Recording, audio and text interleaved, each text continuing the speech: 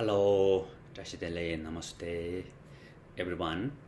So I'm very happy that through this training, we can bridge Buddha Dharma, that ancient wisdom, ancient heart, all this wonderful experience to bridge into the modern world, into the modern society to benefit for many people. So over the past year, what my own experience is, there's no lack of knowledge in Buddhism and also no lack of experience. So Buddha Dharma is a living lineage, still alive.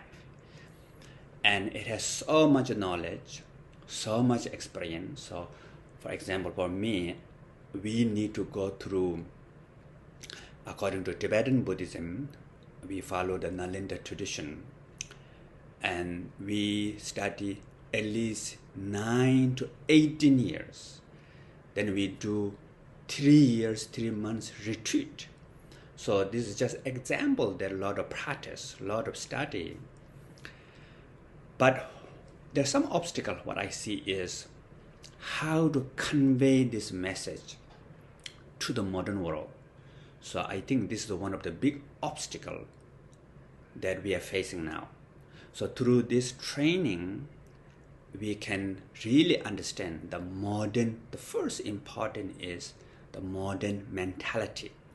Buddha always said, my teachings need to present in Tibetan what we call Lo Kam Merba. Lo meaning mentality, Kam meaning personality, Merba meaning interest. So, like for example, Atisha, very famous Indian scholar and correct realized master who come to Tibet. The first Atisha, what he did is he thoroughly studied Tibetan culture, mentality, interest, personality. Then Atisha taught the teaching. So the Atisha teaching is one of the most famous and most influential in Tibetan Buddhism, that millions of people get benefit and enlightened by Atisha teaching. So therefore, now we are in the 21st century. So it's really important that the 21st century's mentality, personality, interests, we need to understand. So for me, I really interested to learn these things. At the beginning, I have a lot of interest about science. So my first interest is cosmology.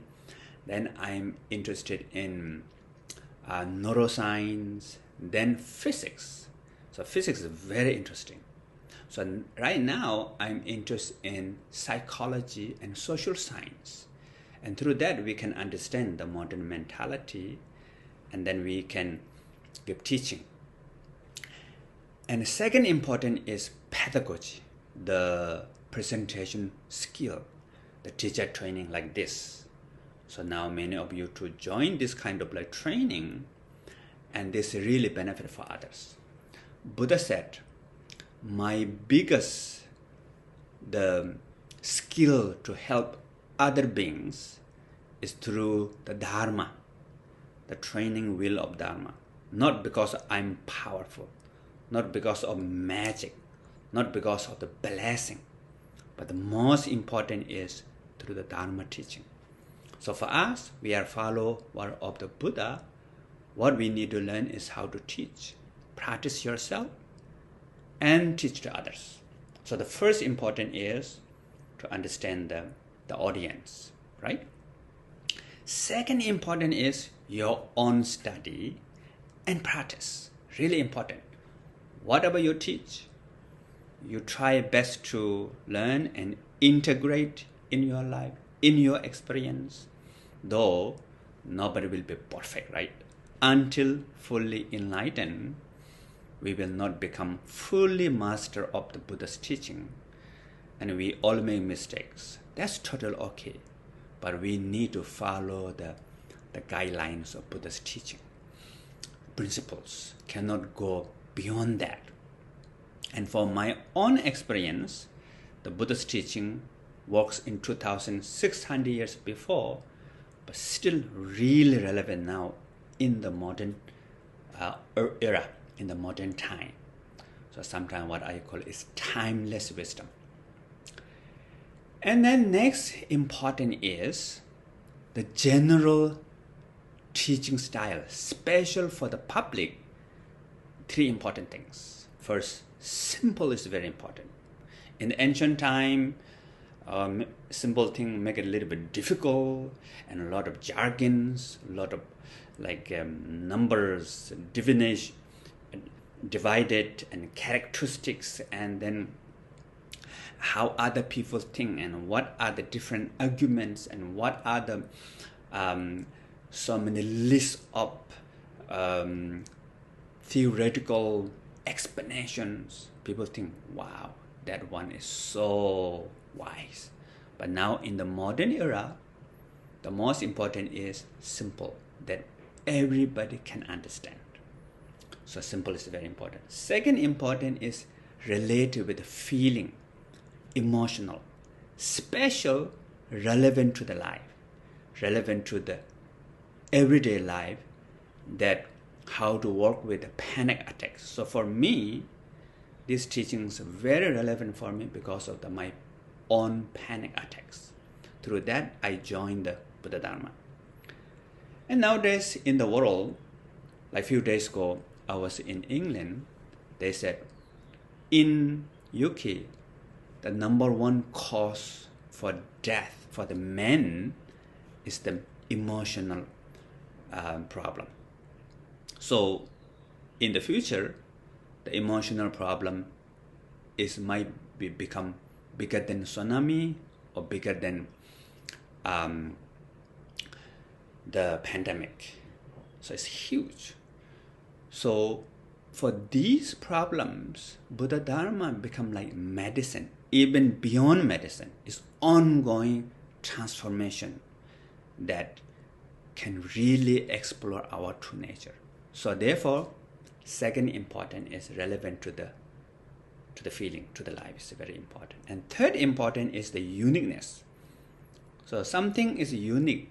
Everybody looking for something unique.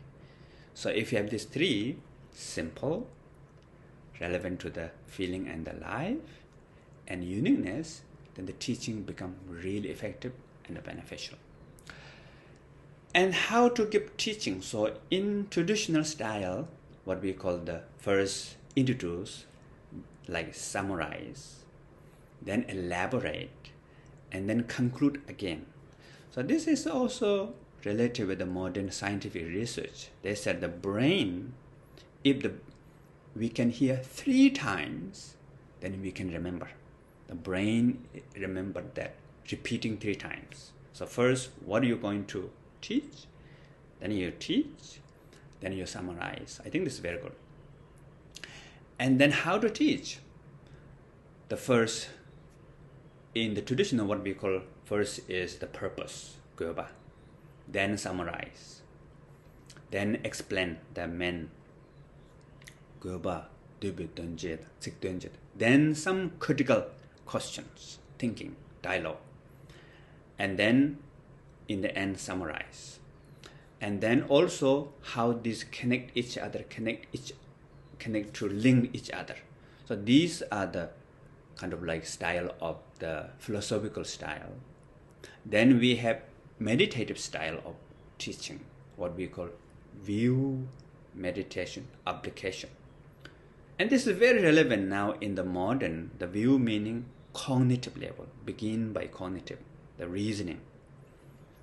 The meditation meaning connected with the experiential feeling. And then application is connected with the doing, something apply.